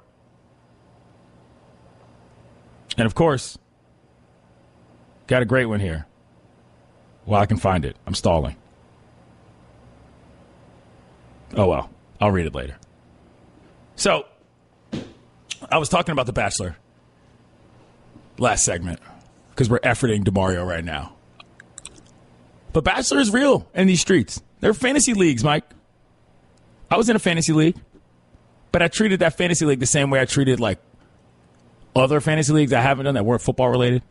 I jumped in week 1, was bragging about it on the internet, bragging about it to all sorts of people around the network. Never followed through. It also wasn't fun the way I wanted it to be. It wasn't really head-to-head. It was like questions and quizzes and all this stuff. But it was a cool game. It was a cool game. Was it rotisserie style? Sort of, but it also involved like quizzing. Like you had to answer questions and you got extra points if you knew, like if you watched the previews, there was like homework to do, which I thought was a little weird. But I don't know. That's how serious it is, though, Bachelor. If I asked you to join a Bachelor fantasy league next year, Mike Ryan, would you do it? No, that would mean I'd have to watch it, right? I mean, not necessarily.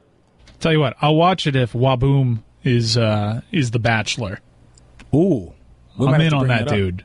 I like that guy. We're efforting DeMario. How are we doing on that? He's not answering, Clinton. Fully transparent. Oh, that's too bad. He's not answering. He sort of ducked me the first time I tried to do this, just to keep it all above board. I was talking about him. Matter of fact, I was at Gojo's house watching the Men Tell All. We had a little date. Went over to Gojo's. We were watching it, tweeting, yada, yada. And he was on there. And then I tweeted about him, and he replied back. He said, bet you won't say that to my face. And I said, I'm in L.A. next week, Playboy. What's going on? Pull up. Which obviously I was joking about. I actually did want to interview him. So I talked to him yesterday, and he said he was down to come on. So now if he's not coming on, I'm just going to guess he's ducking me altogether. DeMario. I hope this doesn't happen with Whaboom. I hope it doesn't either, because I was really excited about this. But, we'll just keep it real. Clinton, since I only watched that one episode, yes. It looked to me that Whaboom in this episode was a little sauced up. Is that just how he is? And by how he is, just sauced up all the time, or given the appearance that he's sauced up? And also, fantasy on the fours. Well played. Very well played. He was a little sauced up, but more importantly, it's time for Fantasy on the Fours. 4 minutes into every hour, we give you the fantasy information that you need. At the wide receiver position, Field Yates, Cousin Yates, is picking Cameron Meredith to be his sleeper of the pick this season. Field is also recommending that at this position, you'll want to avoid drafting Jarvis Landry at all costs. On the other hand, Field is saying that a must-have for your fantasy team will be receiver Pierre Garçon. Fantasy on the Fours, 4 minutes into each hour today during the Fantasy Football Marathon on ESPN Radio. I would say that Whaboom was not any more sauced than any other contestant has ever been on that program. Which gets back to what I was talking about earlier. If you're going to presume that everybody is sort of drunk and looking to hook up at all times, your general concept of consent becomes a little bit problematic overall. That's an issue for a program like that. But some reports will tell you that producers knew that it was nothing to begin with. It was just a matter of a miscommunication. I don't know how comfortable I am with that, but it is what it is. I got to say, I'm flat out really bummed about this DeMario situation. I wanted to ask him all sorts of questions.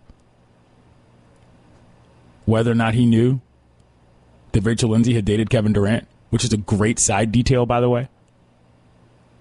Can you imagine what you would do if you found out after playing a goofy game of basketball on TV that the person you were trying to impress had actually once dated arguably one of the best players not arguably one of, arguably the best player in the NBA?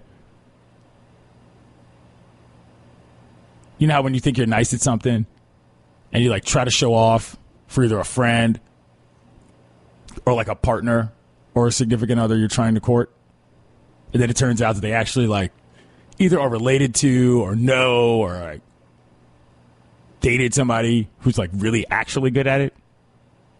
Yeah, that's not a good feeling. It's not a good feeling at all. I'm Clinton Yates, filling in for Dan Le Batard here on a Tuesday, talking Bachelorette, talking NFL, talking all sorts of things. I'm really down on this DeMario dude. Yeah, this is not a good look for him. And I'm trying to give him the benefit of the doubt in all regards. I think he's used to the bad looks publicly. Given I'm the trying one to give him the episode benefit of the doubt in all regards, you know? Alas. We're moving on. We're going to talk about something else now. I'm upset. Visibly but now upset. you're stuck, Clinton, because you had the natural progression of the show, which would have been DeMario to Whaboom. Yeah, that's true. Right. Let's break out some tweets here. Let's just keep it all behind the curtain. Get the drop ready. At Clinton Yates, dude. How long you gonna keep talking about The Bachelor, ruining the show?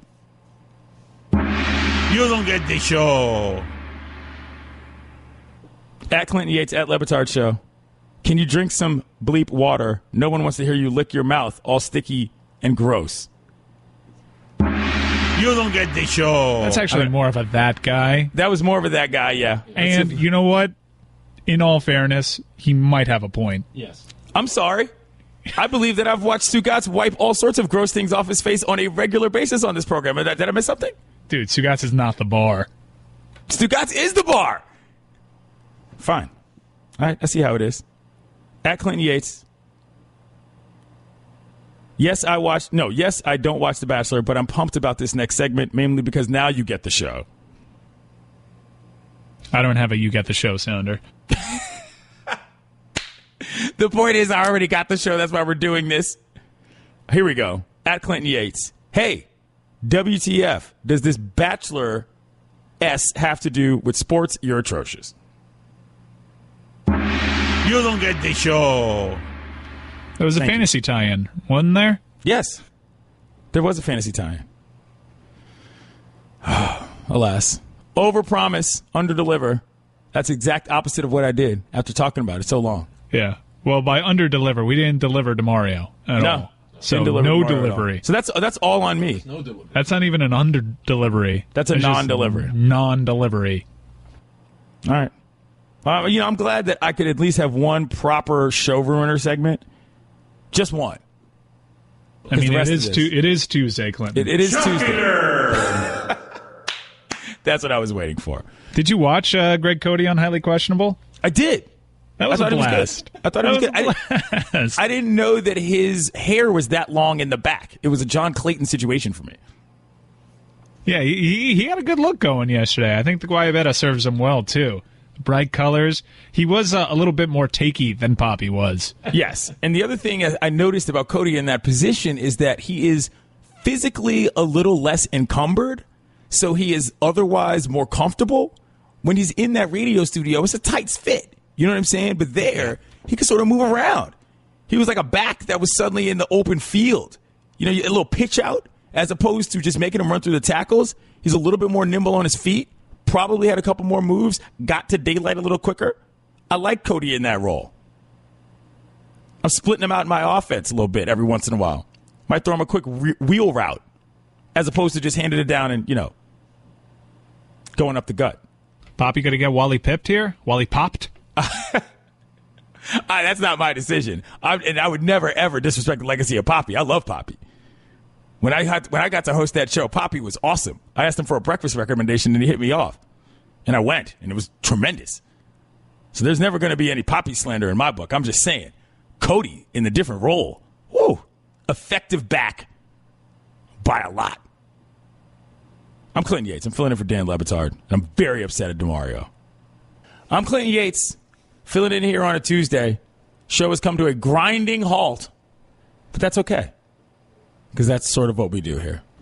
I'm excited about a lot of things. Bachelor in Paradise started last night. Talked to a couple people I know who have been on the show. The NBA schedule came out yesterday. My Zardos, those would be the Washington Wizards, for those of you who have never heard me on ESPN radio before. Zardo's got all sorts of games. Like 18, I believe, was the number I saw. I want to say they had less than 5 last year. Which means John Wall is officially in the building from a national standpoint. I'm very excited about that. But there's also some matchups that are intriguing to other people for different reasons. Everybody's big in the NBA about this, yo, my man just going back to his former team setup. The NBA's big on juicing that. It's a good move, you know. That's something to get excited about. That's about as exciting as a random sort of off the field or off the court headliners you're going to get. October 26th, DeMarcus Cousins goes back to Sacramento with the Pelicans. So that should be a fun one. The Rockets go to the Knicks on November 1st. That'll be a very fun one, particularly if Melo's getting traded. But because we're lucky and because this guy is a stand-up guy, my man Whaboom joins us here on the Shell Pennzoil Performance Line. Lucas, what's up, dude? Hey. Lucas, can you hear me? Yes, I am here. What's up, man? How are you today? I'm good, brother. I'm good. I'm just doing some construction work on a new property that I just purchased out here in West Hollywood area. So I guess you're doing pretty well. We're talking with Lucas Yancey of the Bachelorette fame. All right, so I tweeted last night that your presence was missed on Paradise. Are you allowed to talk about whether or not you appeared on the show or not? You know, I would definitely have to say that it was missed, probably mostly by me, I think.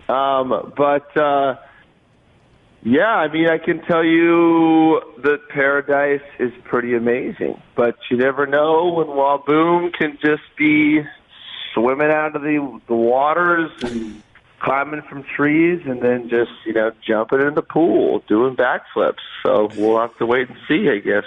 All right, so tell me the beginning of this. For people who don't know, you made it on The Bachelorette, Rachel Lindsay's season. You were wearing your T-shirts. You were dropping your tagline. It upset a lot of people. I happen to think it was quite funny because, look, it's television, it's entertainment overall, but some people thought it was offensive to the show or whatever. Where did this start, and when did you decide this is how you were going to go through with it? Sorry, I'm confused on which tagline. Which one was that?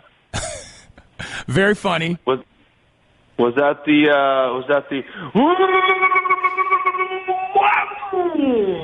that one? Yeah, that one. That one. Okay, good. So it definitely wakes you up in the morning, depending on what time you wake up in the morning.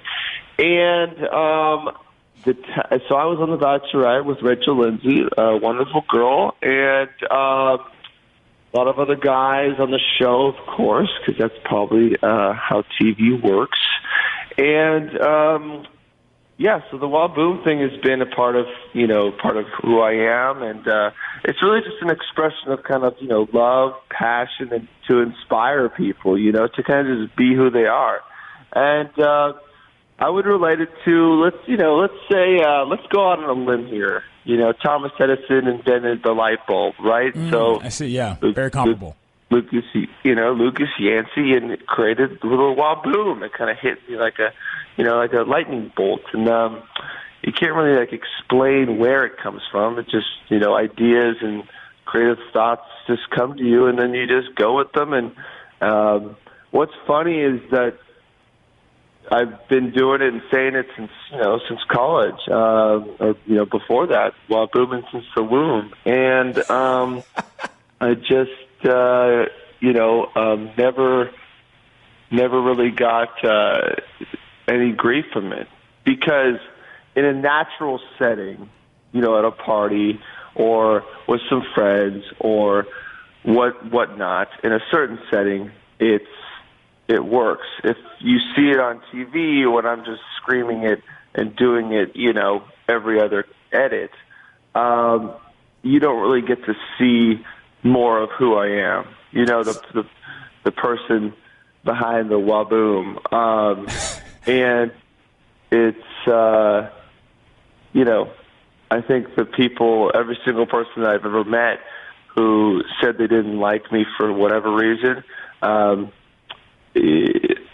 seems to obviously think that I'm a really good guy and a very honest guy and a genuine person. And just to kind of give you some feedback, is I think that I was, one of the few people, or one of the, people there, not to speak on anyone else, but who was there for actually the right reasons, which is to be who you are, show who you are, and have some fun during this experience.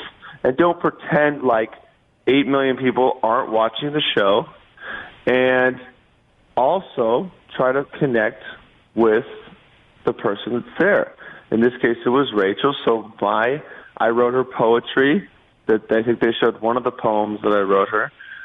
We had some great times together on our dates. We connected, very well, and it would have been fun to get to know her more. But I think the way things played out. Yeah, it was a little tricky. It was a little tricky because you got involved with it with your boy Blake, which turned things to a story. But I don't want to relive that. I want to ask you, Lucas Yancey, how has your life changed since The Bachelorette, and how well is your Whaboom line doing? Full disclosure, I bought a tank top and I wear it with some level of frequency. I saw you wearing the tank top, and I want to give a Whaboom shout out to that, brother. Thank you. Thanks for, it looks good on you. Well, most things do. Yeah. It's pretty comfortable, right? Yeah, absolutely. It is Whaboomingly comfortable. How has your life changed since you left the show, though? My life has changed. The thing is I've worked in the entertainment business for quite a while. I mean, I'm not afraid to say that I'm an actor. I do comedy, stand-up, comedic acting. So, a lot of production work.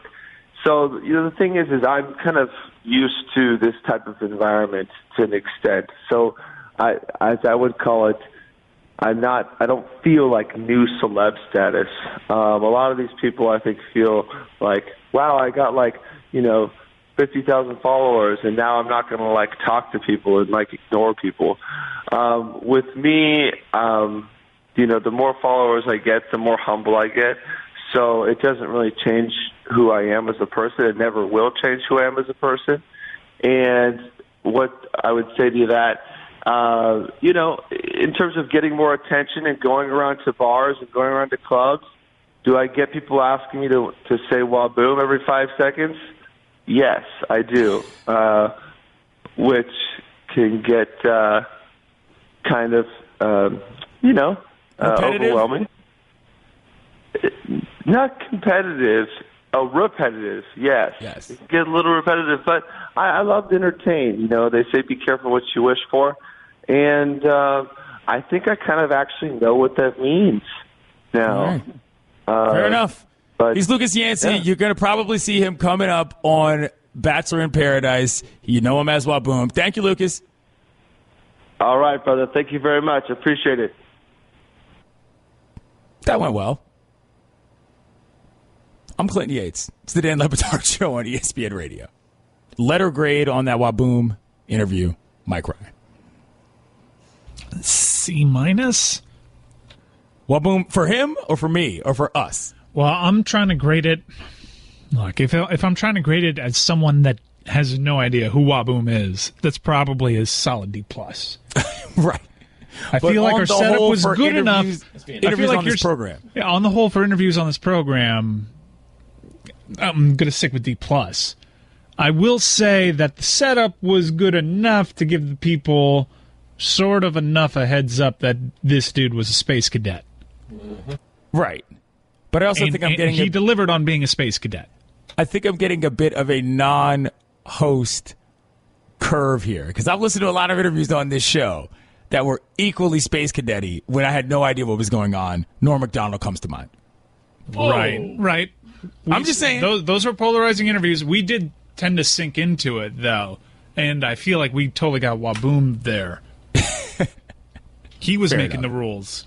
So fair enough. When dealing with a space cadet, I kind of feel that Dan and Stugotz would still be in control of things. You wanted me to be more controlling. I was hoping he was. I was waiting for just one funny bit that we could use later, but that never happened. So then I had to jump in. I probably let that go 2 plays too loose, if you will. I kept saying for 2 extra plays. Don't be too hard on yourself, because Dan and Stugotz have never encountered a creature quite like the Whaboom.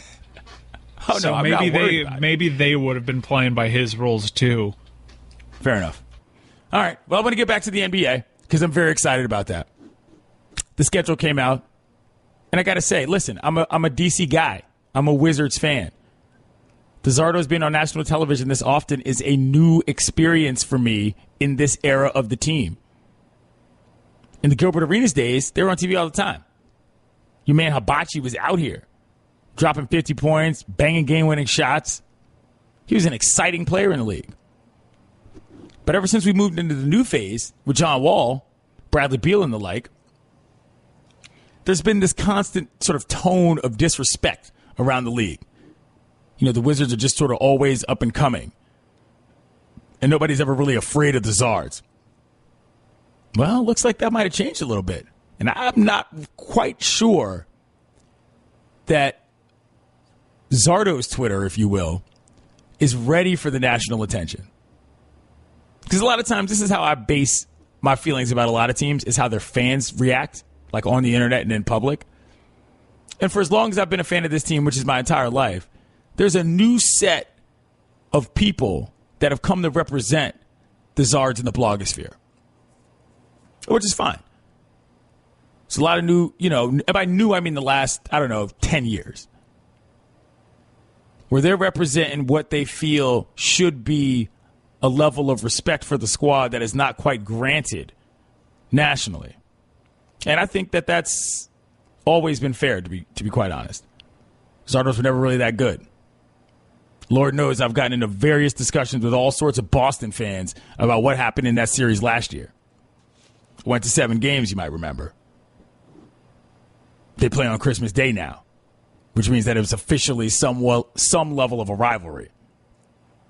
But I want to ask you this, Mike. Where do the Wizards rank in terms of impact? And I don't mean in terms of like how good their team is only there, but like when you think of fan bases, when you think of teams with some level of, panache, if you will, where are the Wizards in this scheme?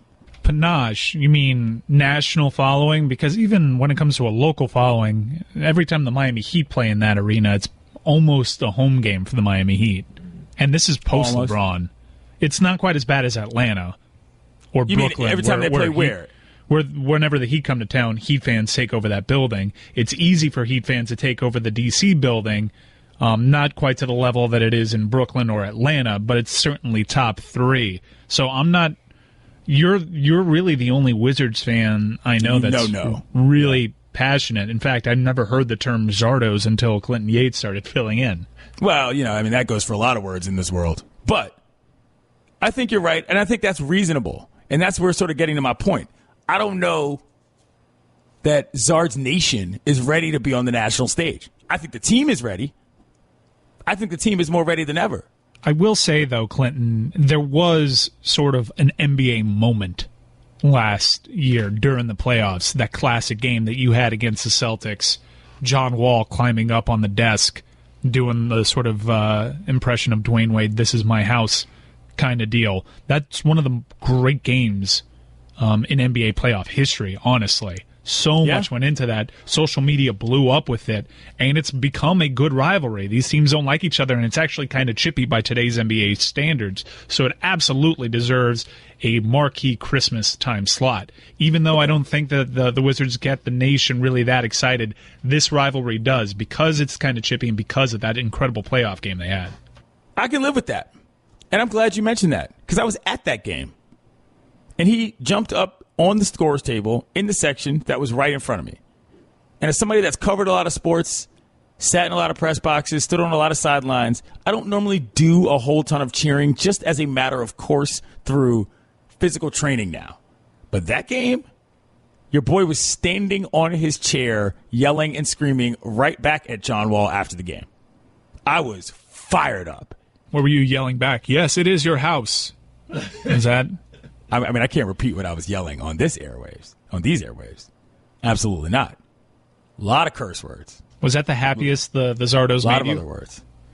The happiest That might be the happiest the Zardos have ever made you. Now that I think about it, that might be the pinnacle. But again, I don't really watch for wins and losses that much. You know what I'm saying? To me, it's like I've said this before. It's more about the communal experience and hanging out with my friends. There have probably been individual like dunks or just random things that occurred that over time made me happier. But that game, probably the most pumped up I've been, or psyched as we would say in D.C., after a win that I can remember in a really long time. Yeah, that's a good call. Huh. I hadn't thought about things that way. This is you falling in love with the team all over again, Clinton. I know, right? Am I going to go buy some tickets? Am I going to go get a package? That would mean I have to give Theodore money. Oh, I don't know if I'm going to do that.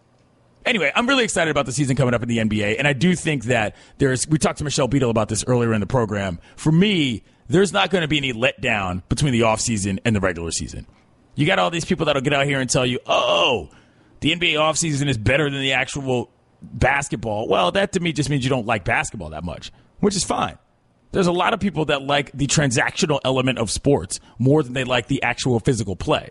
Whether or not they want to admit that to themselves or not is a different discussion. But, Clinton, it's certainly a lot less predictable, and some people watch sports if their team doesn't have a chance for unpredictability. And that NBA regular season and sort of the postseason was a foregone conclusion because of the previous offseason. Yeah, but at the same time, I mean, if that's only occupying two teams, all the other stuff matters. You look at the Western Conference between the Rockets, the Arugulas, and the Spurs. Okay, you might be able to sort of throw the Warriors out of that discussion, but everything else that happens with every other team still matters. They still got to play those games, and they still got to figure that out. We talked earlier about Lonzo Ball. People are going to be interested in that. They got to figure out whether or not he's going to be a good player. There's a reason why that bad squad got so many national TV games. Right. You talked about the Celtics and the Zardoz rivalry. That's something, because you never know what could happen at the top. You never know if a James team could have some sort of injury, not necessarily to him, but to anybody that could just all of a sudden mean that they can't get it done. And somebody's going to find a way to slide into that second slot. You never know. And that's sort of why we do this. And for me, this offseason has jump-started me more into the beginning of the NBA season in a pre-Christmas sense than I can remember in a really, really long time. Because normally, as much of a fan of the league as I am, I'm on the same way. Start the season at Christmas. We'll deal with football until then. I'm Clinton Yates, filling in on the Dan Le Batard Show. Clinton Yates, filling in here on the Dan Le Batard Show. Today's Tuesday. You want to hit me up on the 1-800-Flowers Twitter feed? At Clinton Yates. Going to read some tweets here, Mike. At Clinton Yates. Really hope this guy is gone soon. Worst host Le Batard Show has ever had. Not even close. Bachelor talk. Are you serious? Hashtag FML. You don't get the show. Just because it's not the usual nonsense doesn't mean it's not in line with what the program does. At Clinton Yates, I like your idea of starting NBA season on Christmas, perhaps Thanksgiving weekend, so we can eat or watch for 4 uninterrupted days. That's a good tweet. At Clinton Yates, I can't say this word. Dang. That's too bad. Want to thank all our guests today. In reverse order, we talked to Lucas Yancey of Bachelorette fame and of Whaboom fame. That was an interesting conversation. Whabooming since the womb was my favorite part of that one, Mike. Michelle Beadle came on of Sports Nation. We talked about fantasy football. We talked about the fact that the NBA season has started. She obviously covers the NBA for ESPN.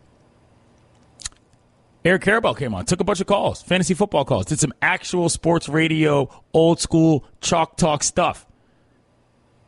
Y'all called in with your questions. Some of you even tweeted in with your questions.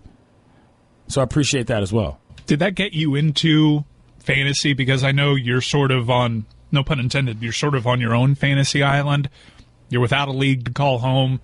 You don't know if you actually want to take it seriously or just join a league as a goof. But ESPN's doing a great job with this fantasy marathon. It looks fun on campus. It does look fun. I want to be on campus right now as much as I want to be in a fantasy league. If I was there now, I would have already signed up for 3 leagues. I mean, I'm looking at Field right now, Cousin Field. He's wearing his Gators Gonna Yate t-shirt, and there's a lemonade stand behind him. This looks excellent. I would love to be there. Alas. I got a headline for you, though, Mike. Cardi B nabs highest charting Hot 100 single by female MC since Nicki Minaj. She's in the top 10. Tell the people how many times you've listened to Bodak Yellow since yesterday. I've listened to Bodak Yellow 40 times. I'm not even kidding. It's a legitimately great song. It's catchy. The red bottom shoes. I'm here for it. I'm here for every lyric that I can actually say legally. I'm here for that song, and it gets you right from the start. It is an aggressive start to a track. You mentioned that you're going to work out after the show. Is Bodak Yellow on the That's playlist? on the playlist, man. See, I figured. Just trying to help you all out here in these streets. I got all you old heads in my mentions. Talk about the beats are trash. Her lyrics are garbage. Yada yada. You just don't understand because you're too obsessed with finding what we like to call the spiritual lyrical miracle. Not everybody likes that hip hop, and not everybody wants only that in their diet of programming when it comes to songs. You know what it reminds me of, Clinton? Yes. And it reminds me of how Panda by Designer took over the world. Banger. Everybody knew what they were getting in for. It's a novelty track, yes, absolutely. But it had a run where you demanded the DJ play it at parties, and I feel like that's what's going on with Bodak Yellow. Thank you. I'm glad that we have come to an understanding on this. And Designer's kind of a punchline now. He's crazy. We knew what Designer was when we first met him. We knew what we were signing up for, and I think we know what we're signing up for with Cardi B. But that's where Cardi B differs from Designer. Cardi B was in these reality show I'm a Star streets long before Designer ever was. Designer was in high school. Cardi B is a legitimate star. That's why I'm such a fan of her work. This is kind of like when Rick Springfield had Jesse's Girl. Rick Springfield was already famous, and then you realize, oh, great musician too. That went right over my head. Although I do know Jesse's Girl.